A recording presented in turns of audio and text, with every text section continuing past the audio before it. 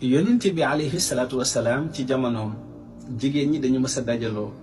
créer seen association des femmes musulmanes jël benn jigéen ju jàmbaar jigéen ju tudd Nusayba nekkoon jàmbaaru diine l'islam xam ko mu nekk seen porte-parole ne ko dañu bëgg nga dem ci rasulullah sallallahu alayhi wa sallam xamal ko ne ko ñun jigéen ñi gisuñu suñu bopp ci l'islam bi ban cër lañ ñu ci jox. Nusayba jël kàddu jigéen ñi fas yéene ko yóbbu ci yonent bi sallallahu alayhi wa sallam bi mu déparé ci ñoom jëm ci yonent bi mu ñëwee mi ngi ko fekk sallallahu alayhi wa sallam mi ngi toog ak saxaaba yi mi ngi waxtaan ak ñoom. Nusayba ak si nuyoo ñu fay mu ne ko yaa rasulallah jigéen ñi ñoo ma yónni ci yow nee nañ l'islam bi gisuñu ci seen bopp. naka la wax loolu rek saxaaba yi jóg bëgg ko dagg sallallahu alayhi wa sallam ci mbaaxam ci respecté gi mu respecté opinion nit ne leen déglu leen ko mu àggal ndax li muy wax lu am solo ñëpp noppi ne tekk di ko déglu sallallahu alayhi wa sallam ne ko àggale mu ne ko yaa rasulallah jigéen ñi wax nañ ni li tax gisuñu seen bopp ci l'islam bi mooy ban cër la leen l'islam jox parce que su fekkente ni julli mbooloo ci sa biir jàkka ji góor ñi ñoo koy defandoo ak yow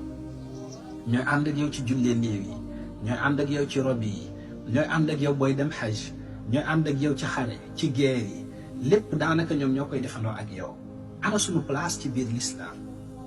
ak tiyaaba yooyu borom bi subhanahu wa taala dig leen ci pay yooyu ñun ban avantage lañ ci am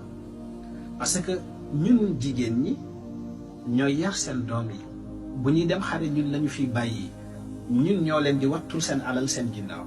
ñoo leen di toppatool seen kër di leen yaral seeni doom di dabu seen ay bànneex di leen dalal ana suñu place ci biir l'islam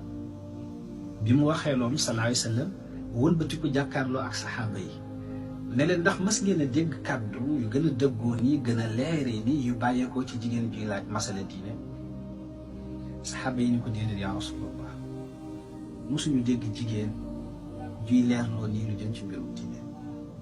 sallallahu alayhi wa sallam wëlbatiku waat jàkkaarloo ak ndaw si ne ko déglu ma yow jigéen ji te nga comprendre ne ko mbooleem luy xeetu tiyaaba bu ñu bindal góor ci jihaad wala julli ci mbooloo ci sama ginnaaw wala dem aj wala lu mu mën ci doon yéen yàlla dina leen bindal yool bu toll noonu ci kaw bu ngeen daboo seen bànneexu borom kër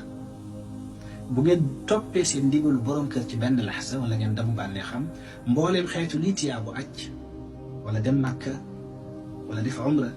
wala jihaad fi sabilillah wala julli ci mbooloo ak lu mu mën ci doon yàlla daf leen di bindal tiyaaba bu toll noonu